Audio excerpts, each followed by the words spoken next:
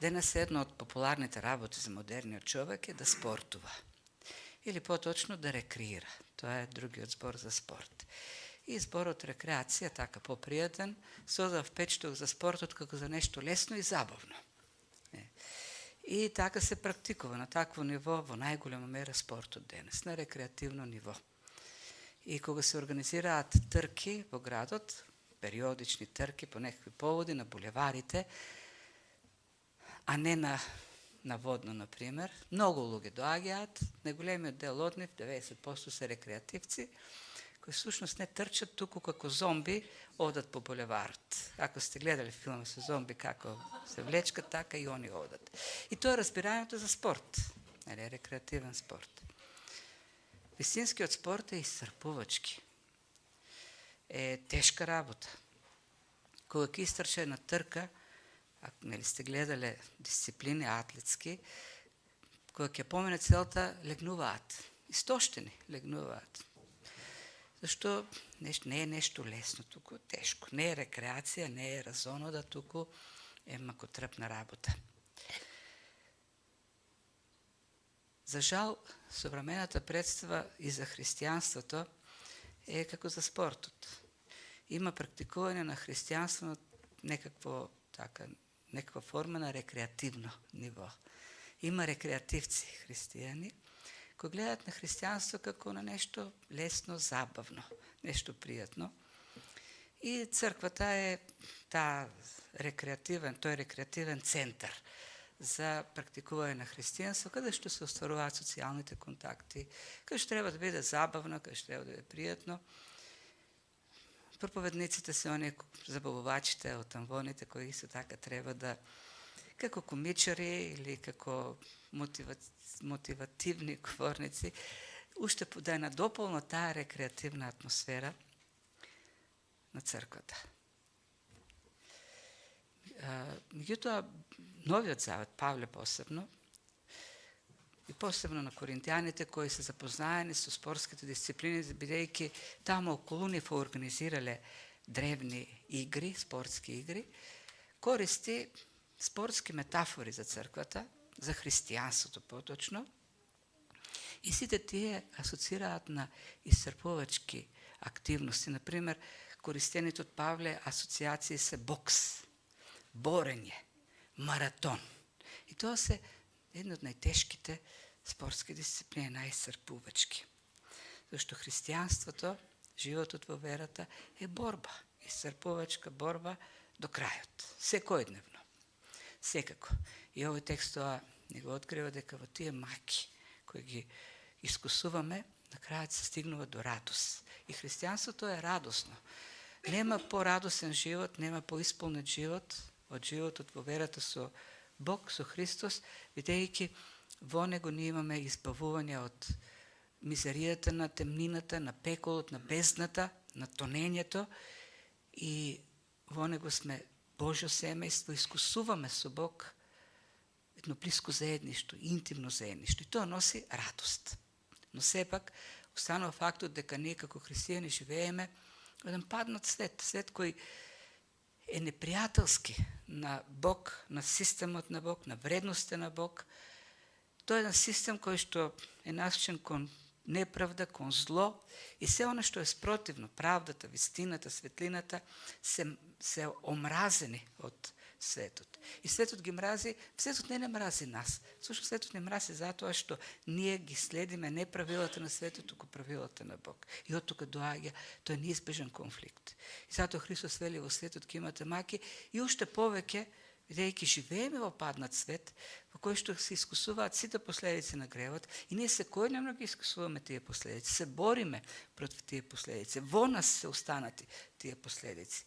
И тоа е на секојдневна борба да останеме на вистинскиот пат, да останеме заедно со Бог, и тоа е една исцрпувачка борба, секојдневна исцрпувачка војна.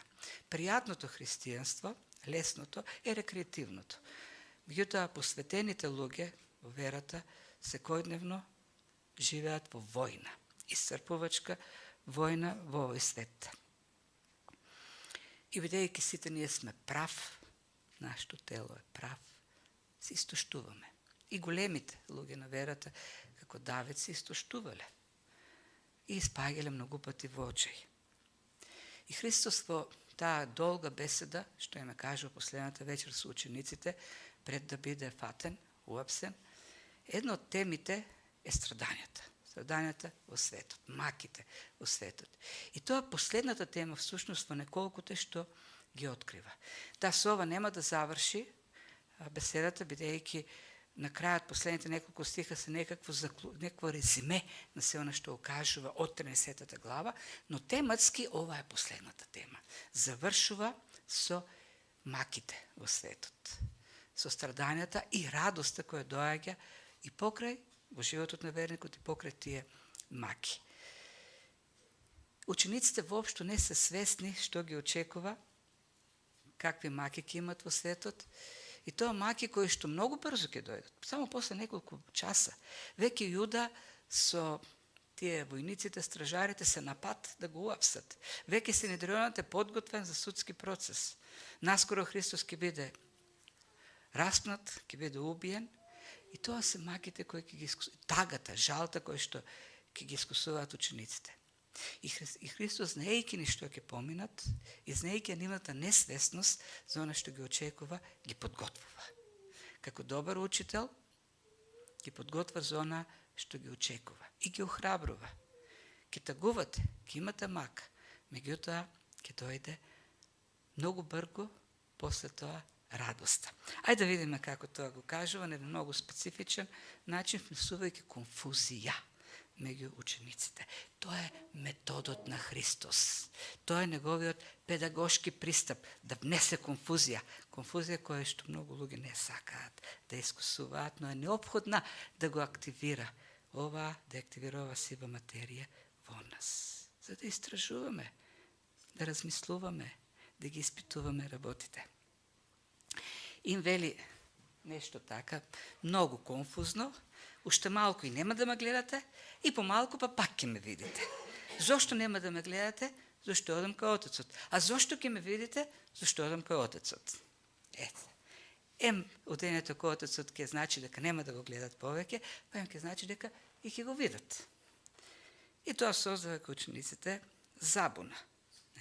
И во тој текст од колку стихови, 6, 1, 2, 3, 4, 5 стиха, во 3 стиха се конфузијата.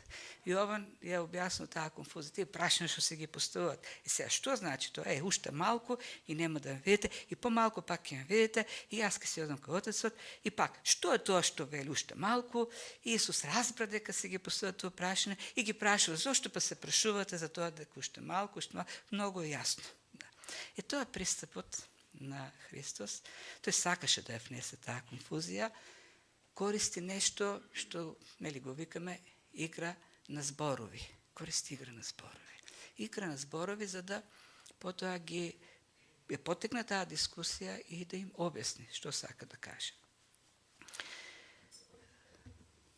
Ние како луѓе и физиолошки, а и ментално сме истренирани така да реагираме на условни рефлекси.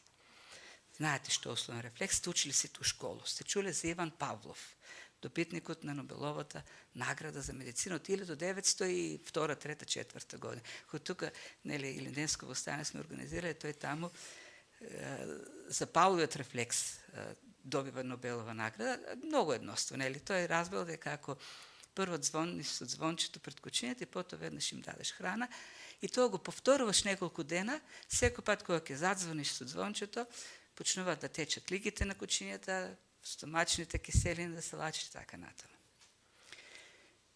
И ние ги имаме физиолошки тие условни рефлекси, делуваме инстинктивно, кога ќе почне се говори некој за вкусно јадење, велиме лигите почнаа да ми течат. Но имаме и ментални условни рефлекси. Ние се обучуваме така, некако сме тренирани во категории. Например, има културни категории, идеолошки категории, етнички категории. Например, ние имаме изградено национални митови историски за историските личности. И реагираме условно кога ќе се спомне таа личност, ќе се каже Гоце Делчев, и веднаш во главата ни се создава лик за човек како Чак Норис. Оружјето, коњите, убива турци и така натаму. То не е вистинската представа за Гоце Делчев. Тој никош не се качил на коњ.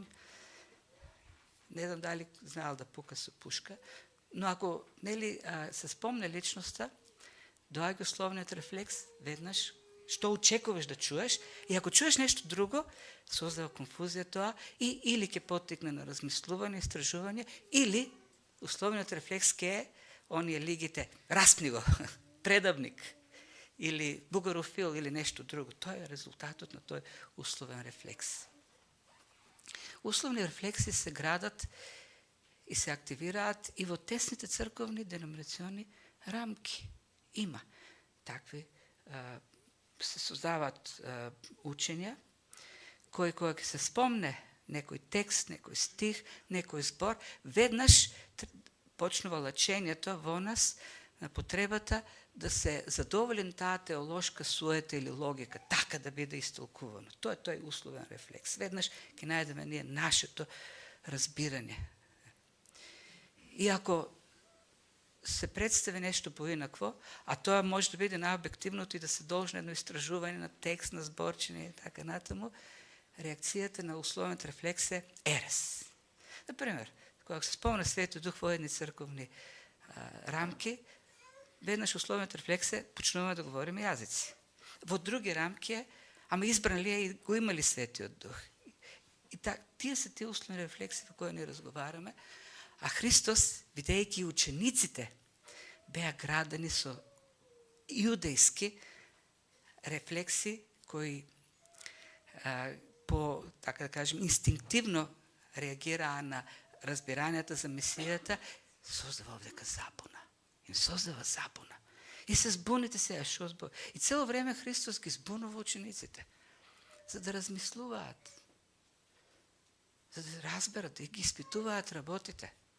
Не, да не останат, да го вклучат, бидејќи Бог на крајот на кришта ни дал писмо, ни дал порака, ни дал текст кој што си има критериуми за разгледување. И ние треба со тој ум што ни го дал да влеземе и да почнеме да размислуваме. И зборчијата што овдека ги користи Христос разграничуваат меѓу едноставно гледање и да видиш нешто. Ајде видим кој се зборчињата или кој играта на зборови што Христос овдека ја користи со својот педагошки принцип да внесе конфузија. Уште малку и не ме гледате, и помалку пак ќе ме видите. Две зборчиња користи и тие зборчиња ги збунуваат учениците. Првото зборче е гледате или зборот е теорео. Од тука зборот теорија. Сега, тој термин теорија, како категорија филозофска, низ историјата, особено во европската западна школа, има еволуција и тоа денес што го разбираме како теорија, не е она разбирање што во древноста има за теорија. Во древноста зборот теорео или теорија означува гледање, физичко гледање, наблюдување и градење на впечатоци од тоа физичко гледање. Тоест, наблюдувач си на нештото, гледаш.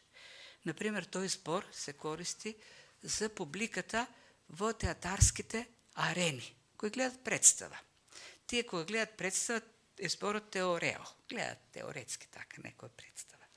Исто е користена и за луѓето кои што учествуваат на ритуалните служби, фестивали и така натаму, и тие се само наблюдувачи на тие религиозни настани. И тие се исто, и знаем се користи тој збор теорео. Вториот и вели уште малку и нема да ме гледате.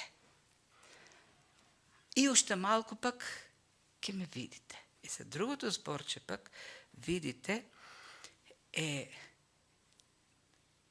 Не едноставно гледање, наблюдување, туку да видиш нешто, да осознаеш, да разбереш. И има во себе разбирање на експериментално, искуствено гледање. Го гледаш и го разбираш, го искусуваш. Во духовниот, во теологијата се користи за духовно осознавање, духовно осогледување на нештото, искусување, внатрешно искусување. Не само надворешно физичко гледање, туку и внатрешно искусување. Или, како се вика, контемплетација. Тоа е. Не само гледаш, туку додека гледаш и размислуваш. И ги осознаваш работите, ги разбираш работите. Бидејќи ги искусуваш тие работи. Тие се двете категории што Христос овде ги користи. Уште малку нема да ме гледате веќе, ама уште малку и ќе ме видите.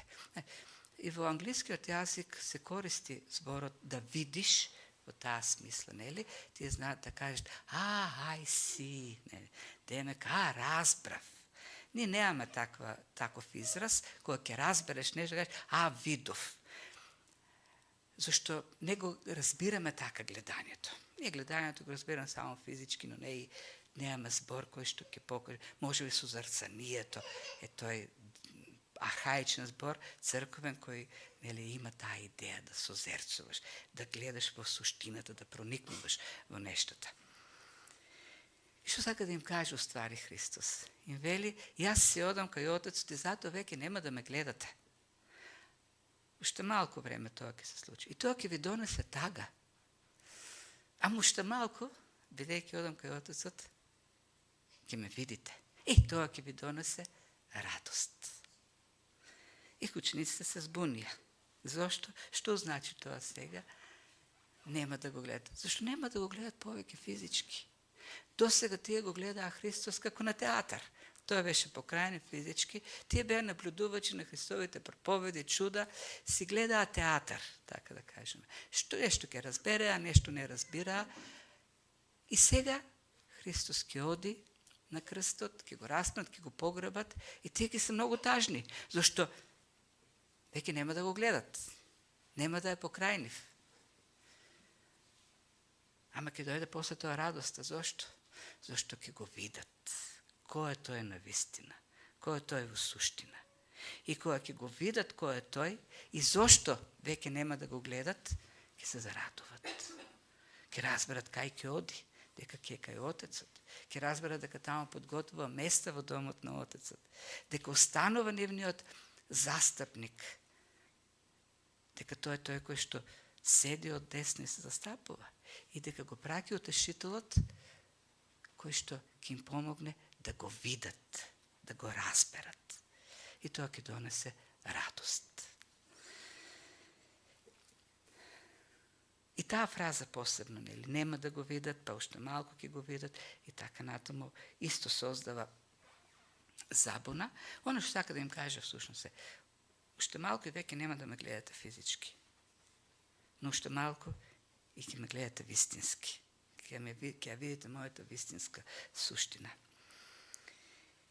И уште малку вели ќе заплачете и заридате. А потоа вели ќе дојде радоста. И тие зборчи, таа фраза заплачете и заридате се користи за жалење по мртов човек. Во 11 глава, кога ќе отиде Марија кај гробот на Лазар и Христос таму, и пишува и тој кој ја виде Марија како плаче и другите за Лазар и тој така длабоко се натажи и таму се тие исти зборчини употребени. Тагување или оплакување. Фактички сака да каже ќе ме оплакувате како мртов. Но таа ваша тага, жал, ќе се претвори во радост, ќе го видат. Ќе го видат воскреснат. И ќе го познаат како спасител. И тоа се случува во исто тоа Евангелие. Сега во 20 глава Марија ќе отиде гробот и ќе види дека каменот е тргнат.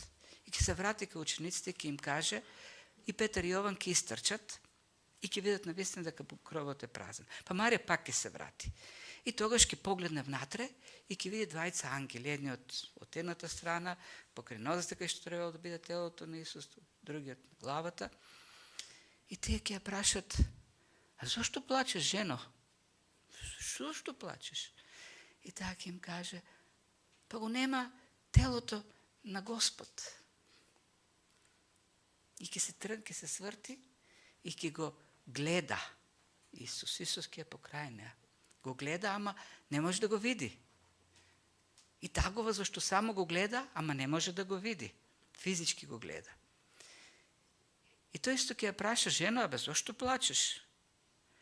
И таа каже: Господине, мислејќи дека е Господ, дека е градинарот, ако ти си го украл телото, врати ми го. Кажи кај да го вратиме.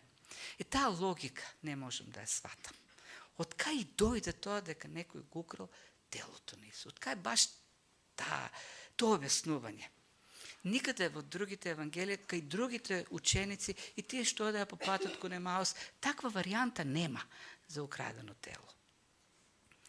И добро, некој ако го украде, шо ќе го прави? Ќе си го чува дома? На кој му треба телото на Исус? Како и да е, може би тоа, не знам, логика некаква, ама тоа е тоа кога гледаш, а не можеш да видиш. И тогаш Христос си рече: Марија. И тој ще го позна. Го виде. И тагата премина во радост. И кажа: не доближувај се, уште не сум отишол кај Отецот. Оди. И оди да им каже на учениците, и вечерта Христос дојде меѓу нив, им рече: мир вам. И пишува: и тие се зарадуваа. До тој момент, а пишува дека биле сокриени таму, заклучени од страв, тагуваа. И тогаш го видува. Осознаа кој е тој. И таа тага се претвори во радост.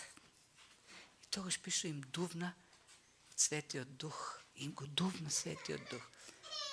И кога дувна Светиот Дух, им се отворија очите. Разбраа. Денес има луѓе што дуват на луѓето во лице.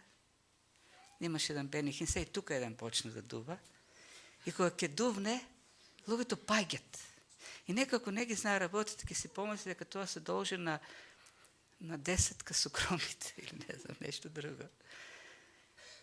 Кога Христос им дувна, тие не паднаа, разбраа, им се отвори очите, видоа кој е. И тоа е значењето на тој чин.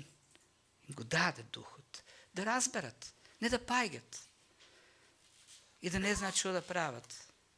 Никош не била таа функцијата на Светиот Дух, да ги соборува луѓето во состојба на неконтролираност. Не, напротив, Светиот Дух е дух на контрола, на самоконтрола. Бог нас ни дал улога во ова создание да бидеме настојниците. И ако ние себе си не можеме да се контролираме, како ќе го контролираме ова создание? Дух на контрола, на самоконтрола. На разбирање. Духот дава разбирање, осознавање на вистината. Тоа е целта на Духот. Ги упатува во сета вистина. Но, ќе имате тага, жал, и исто тоа на што ви предизвикува, видите каква е врската меѓу тагата и радоста. Истото што предизвикува тага, истото предизвикува радост. Смртта и погребот на Христос кој предизвикуваше тага, истото нешто сега пак ќе биде причина за радост, кога ќе се разбере, нели, зошто е таа смрт. Или со други зборови, тагата или жалта нема да се претвори нема да предизвика радост, туку некако во себе содржи радост и ќе се покаже таа жал како радост понатаму. Зашто истото нешто. И оно што посебно охрабрува овдека е повторувањето на она фраза за кратко време. Кратко време ќе трае. Тагата, маката трае кратко време. Ние во овој свет, рече Христос, ке имате мака ке имате. Ке имате неволи во овој свет. Им каже малку порано Христос на учениците. И да, тие се непријатни и тие можат да не доведат во очај. И големите луѓе се чувствувале во таквите ситуации на тага, на притисок, на страдање, во исцрпувачка, се чувствувале смачкани. Давид, например, во 42 Псалм вели: сите твои води и сите твои бранови ме преплавија. Знаете какво тоа чувство бранови, води да те преплават? Велат дека најлошиот или најтешкото измачување денес што го користат тие тајните агенти за да излежат информација од некога, ќе му стават на лицето крпа и истураат вода на неговото лице. Тоа на филм сме го гледали, не знам колку, не сум го практикувал, дека тоа многу е мачно. А представете си, овдека Давид вели: сите води што постојат во вселената, сите бранови што постојат, поминаа врз мене. Тешка мака, тешки страдања. Но која е утехата? Христос ветува: за кратко време. Тоа поминува. И истиот Давид малку порано во еден друг псалм вели: ноќите носи тага, утрото носи радост. Тагата, истото нешто што предизвикува тага, мака, страдање, истото тоа нешто понатаму ќе не доведе до радост. Кога ќе видиме таа тага зошто било, кога ќе видиме кои се плодовите, кои се резултатите.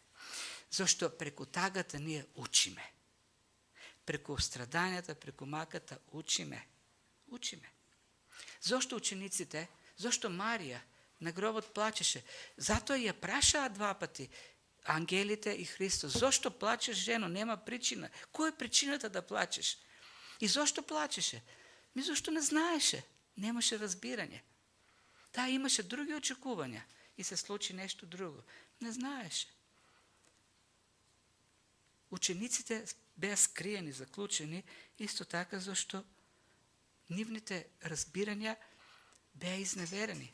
Она што тоа го очекува. Ако годаа по патот 20 ученици кон Емаус, Исус дојде покрај нив и тие рекоа: а ние се надевавме дека тоа нешто ќе го избави Израел. Ама еве, го погреба. И дури сега пак го немало и во гробот. Кој знае се што се случува?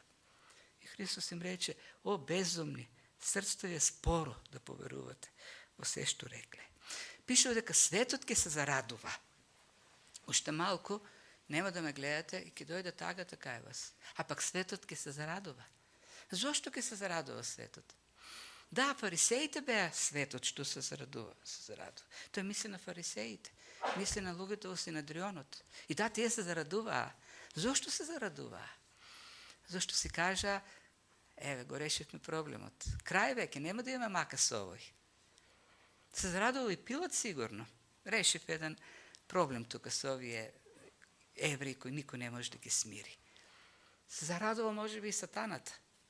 Но вели за кратко време. Сите тие се радува. Едните тугуваат, другите се радува поради незнаење. И потоа кога дојде знаењето, кога видоа, кај едните се врати тагата, а другите радост. Зашто гледањето, тоа преку маката, води до знаење. Ке видиме. Знаете ли, колку и да знаеме,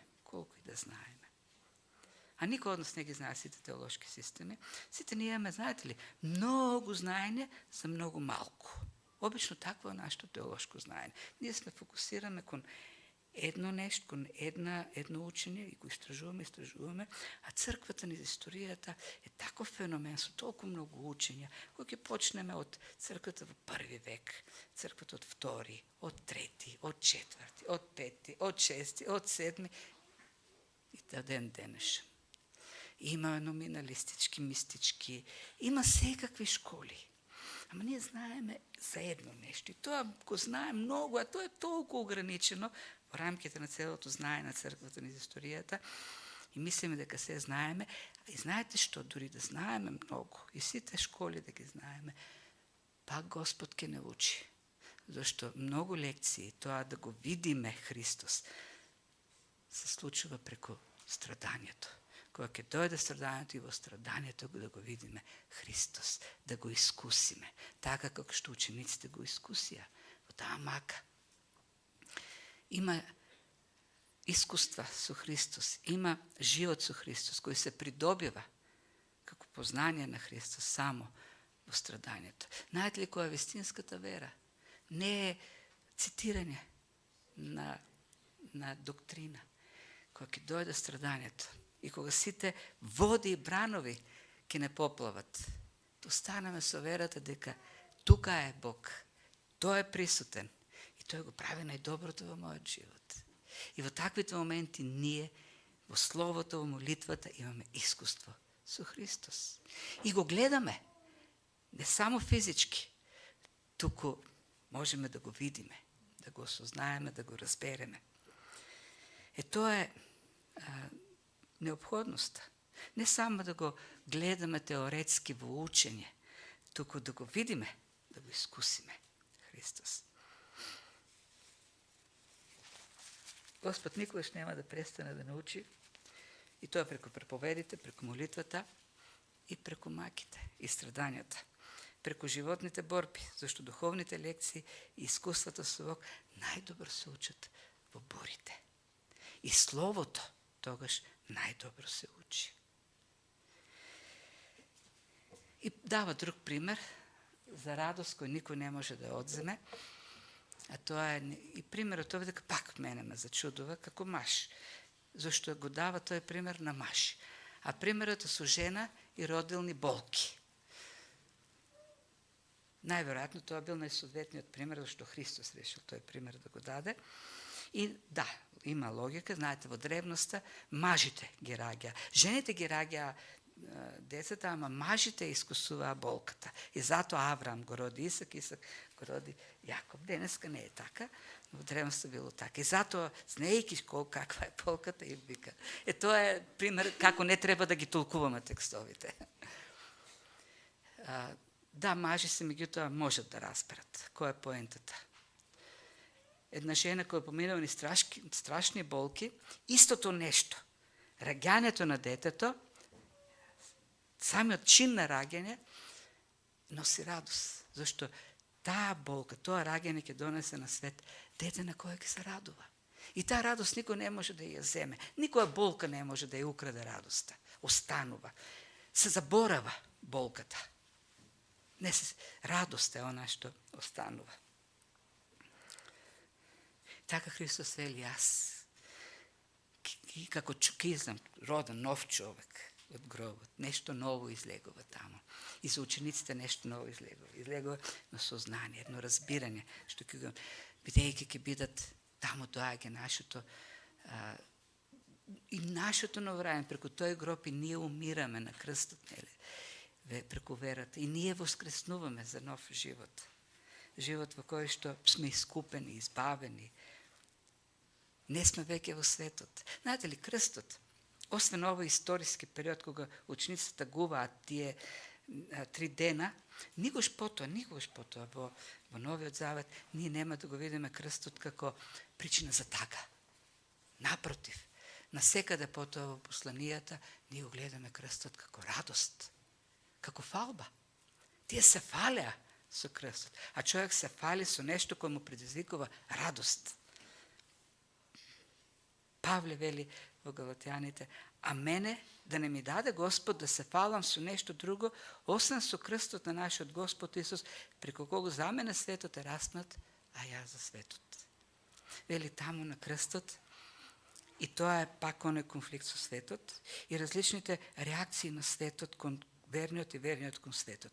На крстот вели, светот беше распнат. И сега за мене на светот е нешто како труп на крст. Тоа е за мене светот. Во исто време и јас се распнав. И јас сум сега само еден труп за светот. Меѓутоа, како труп за светот, светот во мене гледа на вистина како нешто недостојно. Ме смета за ѓубре. Така го представува Павле односот на светот кон апостолите. Станавме како смет, вели, на светот. А во исто време, со тоа што светот за нас стана како распнат на крстот, и бидејќи не може никој да ни ја земе радоста, а кога вели никој не може да ви одземе радоста, мисли на светот пак. Зашто светот е контекстот во сите тие стихови.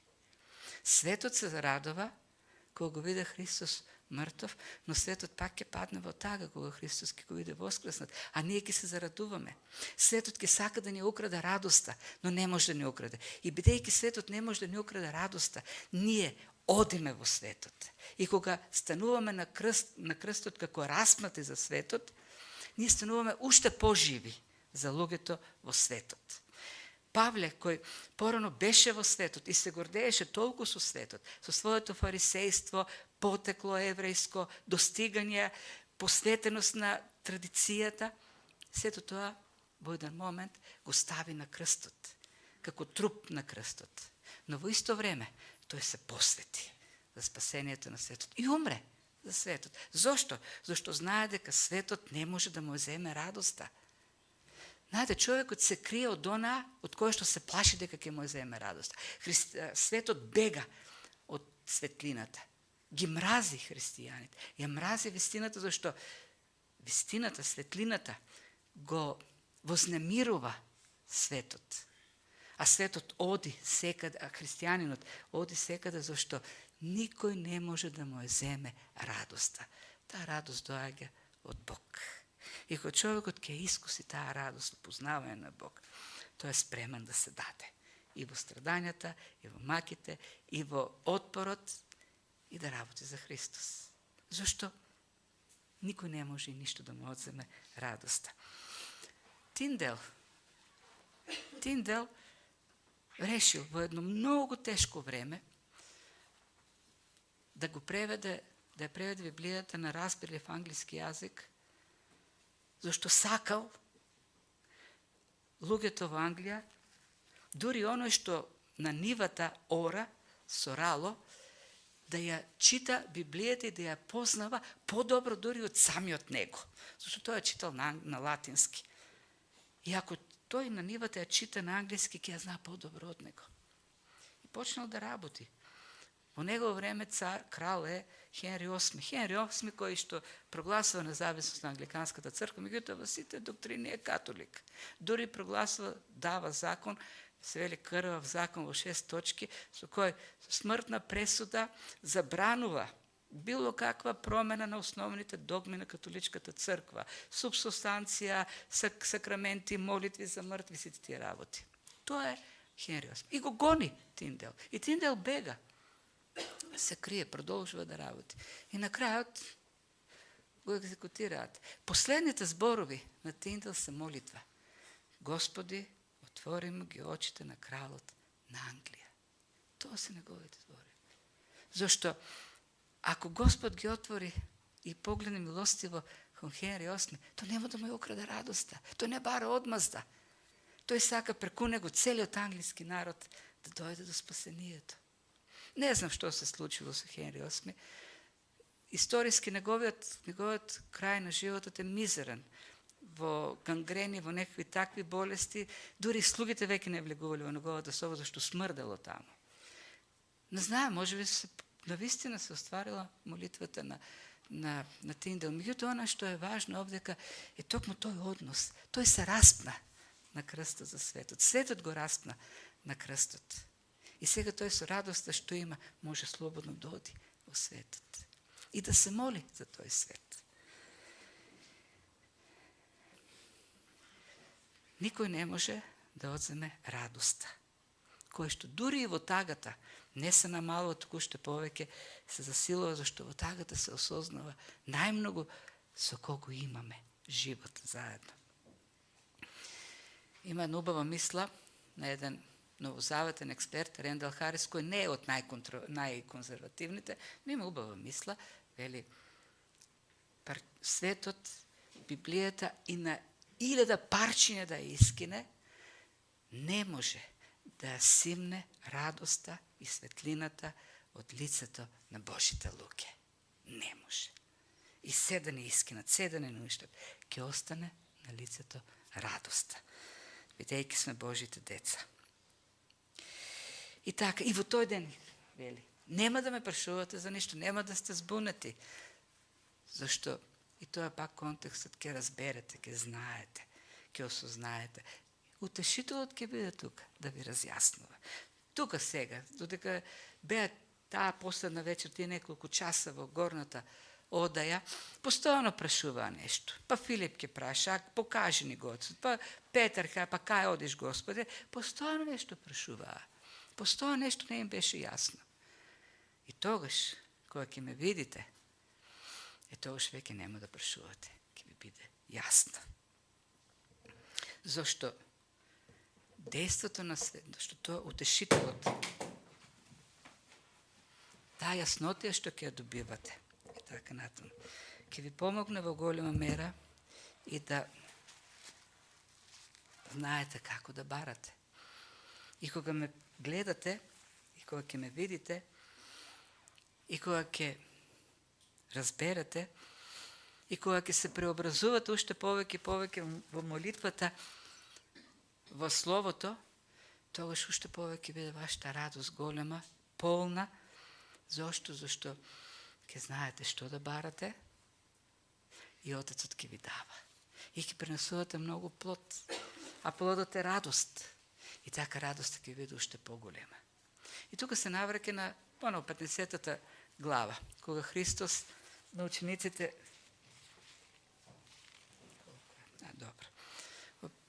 кога Христос им кажуваш на учениците, јас сум лозата, вие сте прачките. И ако пребивате во мене и Словото ќе пребива во вас, тогаш што и да барете од мојот Отец, тој ќе ви дава и ќе пренесувате многу плод. И така натаму и Отецот, и ќе го прославувате Отецот. Барањето е во Христовото име, во моје име кој ќе бара, зашто тоа е посредникот. Знаеш што е посредник? Посредник кога две нешта доведува во единство, во заедништво, поврзува. Христос тој кој што нас не поврза со Отецот. Бараме од Отецот, но бараме во името на Христос како нашиот посредник. А името, кога говориме за името, говориме за се она што исцрпува една личност во древноста. Неговиот карактер, неговото дејство, неговите дела. Тоа значи да бараме во Христовото име, да бараме преку односот што го имаме со Христос. Тоа заедништво. Заедништвото, вели Христос, или останувате во мене, пребивате во мене, ако пребивате во Словото. Преку тој живот во Словото, ние се повеќе и повеќе осознаваме, се повеќе го придобиваме Христовиот карактер, Христовото разбирање, Христовите желби, волја. И бараме. И кога бараме се по соглас соодветно на Христовата волја и добиваме во молитвата. И како што добиваме се повеќе во нашата молитва, ние стануваме поплодни и повеќе радост изобилува. Знаете ли, нема ништо порадосно во животот од тоа да имаш редовен молитвен живот во кој што во заедништво со Бог гледаш како Бог работи, како Бог одговара на твоите молитви. И тоа е христијанскиот живот. Слово, општене во Слово, во молитва, Божјо дејство, изобилен плод, прославување на Отецот. И се тоа води до радост, полна радост. И овдека Христос прави многу јасна врска меѓу молитвениот живот и радоста. Ако имаш молитвен живот, ќе имаш успешен живот во верата, ќе имаш радост. Ако немаш радост, треба да бараме причини во нашиот живот со Христос и во нашиот молитвен живот. Знаете, на молитвата ние гледаме како на обврска. И затоа ја одложуваме и многу велат, на крајот на денот, јас само кога се ќе завршам. И најголем број велат статистиката од христијаните се молат навечер. И многу често кога ќе дојде вечер, тие се изморени велат, утре. Ќе одложиме за утре. Павле во Солунците, мислам беше, прави една многу исто така јасна врска меѓу молитвата и радоста. За не можем да го најдем кога вели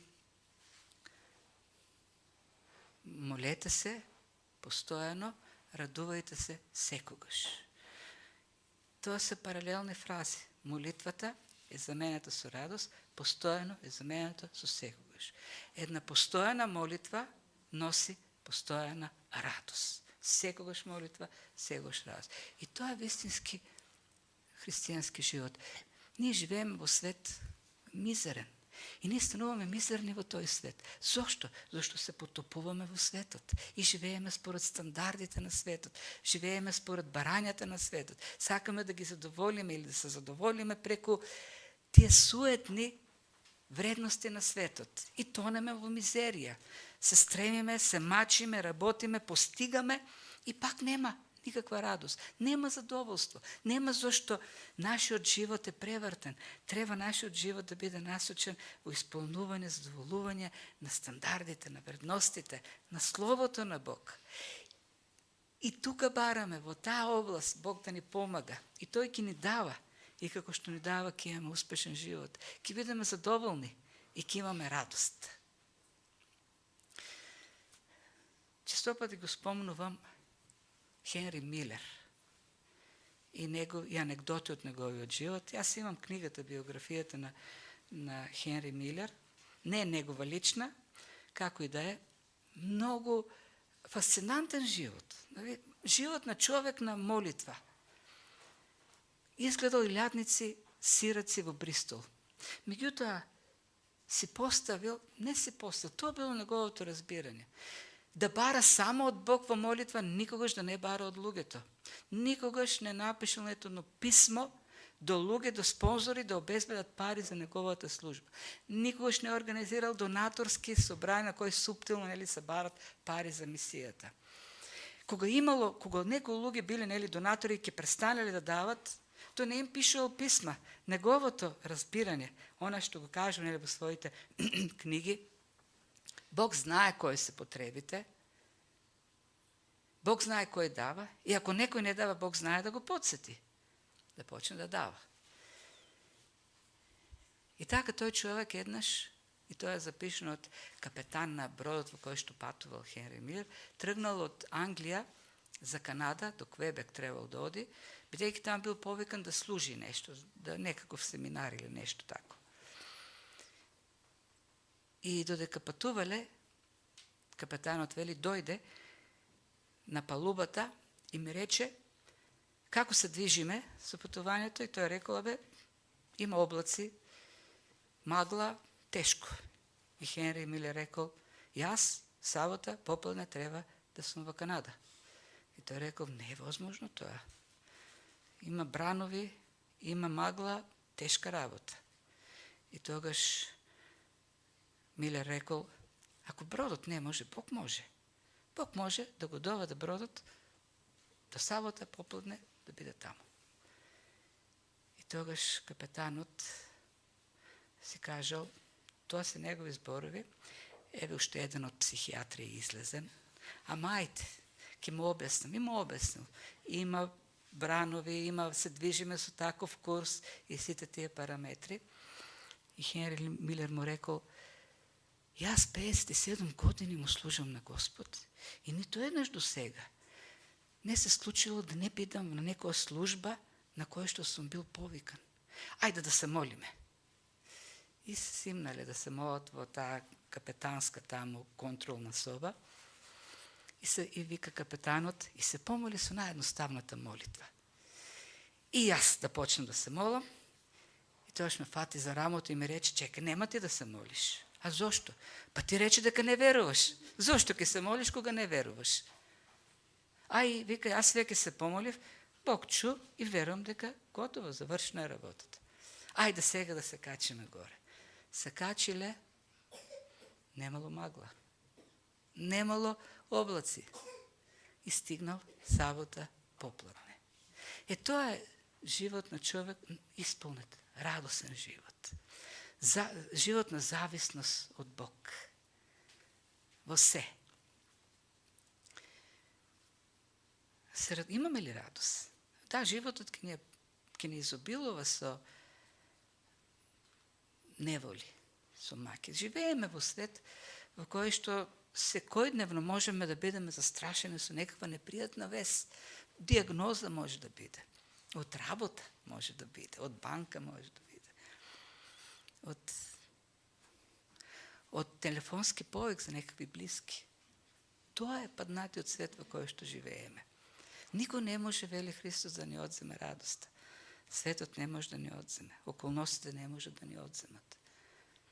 Зашто оно што живее со Христос и го гледа вистински. Не преку теорија го гледа. Има живот со него. Искусува заедништво.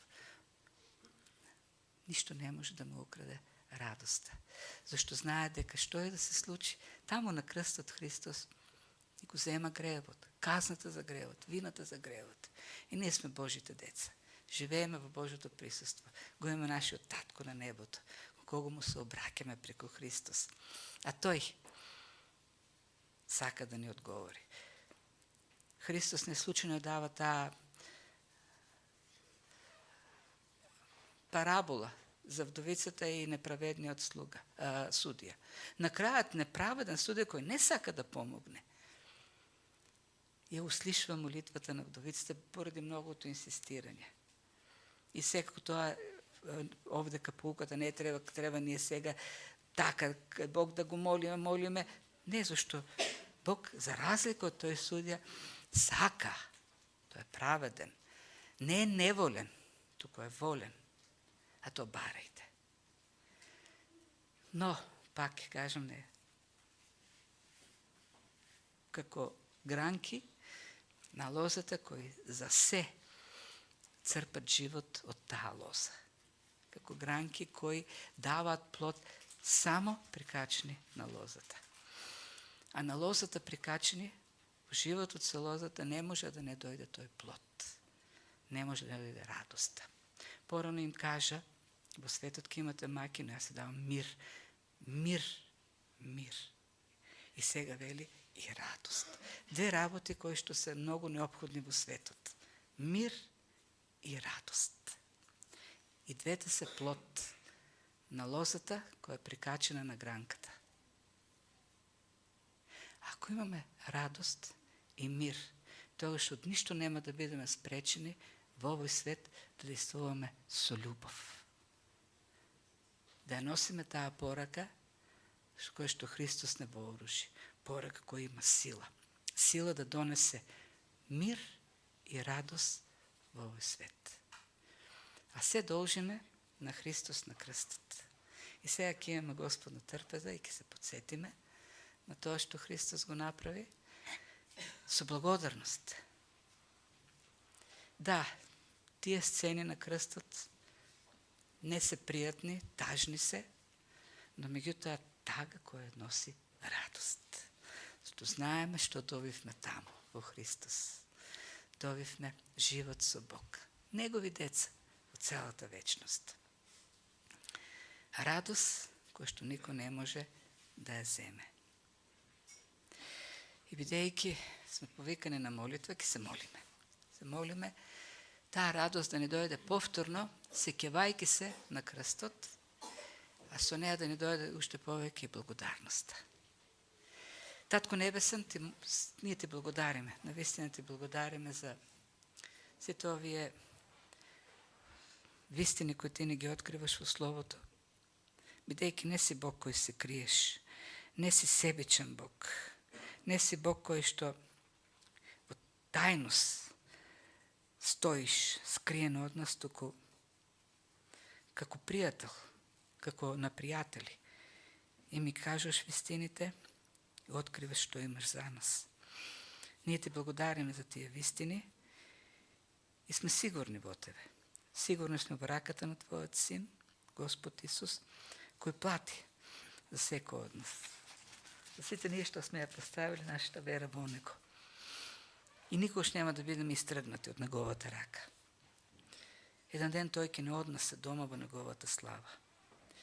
Ние страдаме во овој живот, бидејќи е опишан како долина на темнината, како темна долина, како долина на солзи.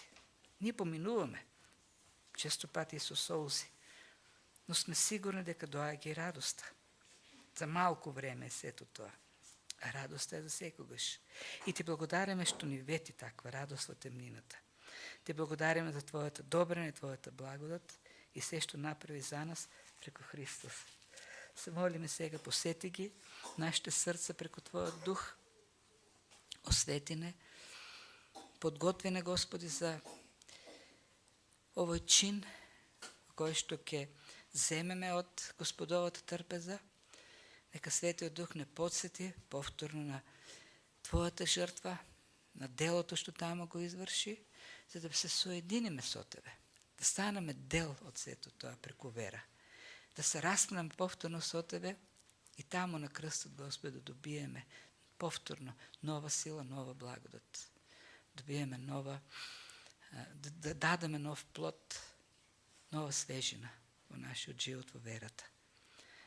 Се молиме за сето тоа во името на Христос, нашиот Спасител и Господ. Амин.